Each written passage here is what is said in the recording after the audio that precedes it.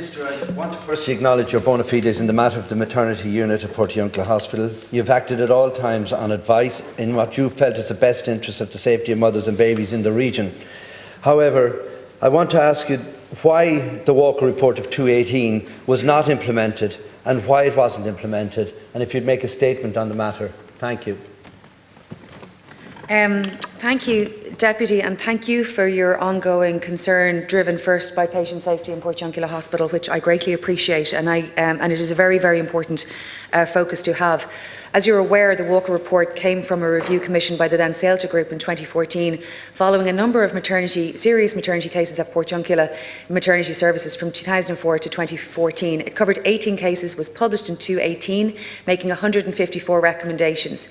The HSE has advised my department that all 154 recommendations were independently verified as implemented, both by HIQA and by an independent national HSE team, but HIQA has verified that. There was one recommendation, on one of the recommendations related to the integrated clinical director model, with one clinical director covering Portiuncula and University Hospital Galway, and that was in place from November 2021 until June 2024, but it was recognised by both sides, I understand, as a challenge from the outset. There were elements of risk due to the distance between the two units and the associated split of the clinical director's time, and the model didn't lend itself to the consistent on-the-ground leadership, and as a result, gaps in governance emerged. Following prolonged consideration, the HSE reverted to having the model of a clinical director on both sides from August 2024. So all 154 were implemented, and that is one where it just didn't work, and they reverted back to having two clinical directors as opposed to one overseeing the complete group. The HSE West and North West has an established clinical network which includes PUH and UHG. That network supports PUH in all aspects of clinical maternity care, and joint processes have been in place since that time. Although changes were made in Portiuncula following the Walker review, frankly, similar issues have emerged in Portiuncula University Hospital, as you're aware, which is incredibly disappointing for us, but is of life-changing significance to the women whom it impacts and their babies. There are 12 reviews ongoing, which are at various stages of progress. 7 have completed. There are 52 recommendations arising from those 7 reviews to date, and work to implement many of those recommendations is already in place. Minister, I want to acknowledge the mothers and babies who have experienced at birth sometimes catastrophic events, and they're a small number of women, but that makes it no less. I worked with you on Portiuncula maternity on the premise that the Walker report had been delivered, and it manifestly has not been delivered. And I do not believe the HIC report. Last week at the health committee, the CEO of the HSE, Mr. Bernard Gloucester, said that the Walker report had not been fully implemented, and that's the reality, because all of the same issues that arose in 2018 have arisen in 2025. Professor Sam Coulter-Smith has identified that in his report, and he has couched it in language that isn't very obvious, but it's clear in what he is saying, and it's nuanced. All the same issues around governance, training, human resources. So we have a unit that was essentially set up not to function at risk. And that one hospital, 2 sites, I don't agree. Who made the decision it wasn't working? Because a lot of the issues seem to have risen from the time it stopped. Minister. Well, Deputy, I don't know how else to say it to you, but HIQA have verified that all of the recommendations were implemented. So perhaps we should arrange an opportunity for the Deputy to engage with HIQA as to their assessment. They are the independent regulator, and HIQA advised that they were implemented. There was one recommendation of 154 that didn't work and that they moved it backwards. But the issues that have arisen in Portiuncula should not have arisen. They should not have happened because the implementation because the recommendations of the Walker report were implemented, and yet they arose again.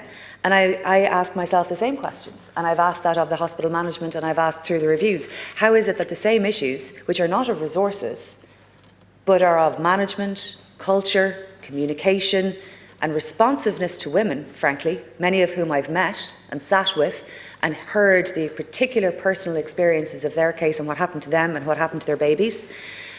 And it is very, very difficult to accept that those cases should have happened in circumstances where the Walker report was implemented.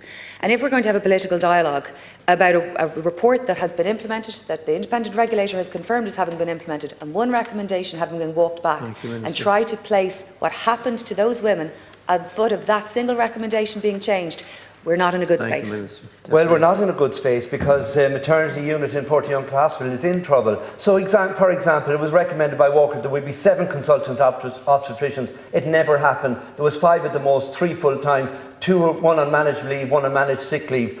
And there was never the full complement. Someone second-guessed Walker, so Walker wasn't implemented. In relation to infrastructure, such as having a theatre on the labour ward, that didn't happen. Who walked back the idea of the 1 hospital, 2 sites, and why? I want to know why. Have you got confidence in the clinical director regionally and the associate clinical director who's been appointed recently? Are they the people who brought us to this juncture, and have you confidence that they're going to deliver us out of it? I was on a meeting with GPs last night with the clinical team, and all I'm seeing is confusion, shambles. One of the clinical directors said there was no evidence base of moving older women and women who were high multip from Portiuncula Hospital. They decided not to move diabetes at the last moment, and they've also decided that GPs wouldn't risk stratify. They don't know what's going on. There is no clinical leadership, and I want the Minister to make a statement on Minister. that. The Deputy is aware that there's an external management team put in place since January precisely to try to supervise, to assess and to make some of the improvements that need to have been improved.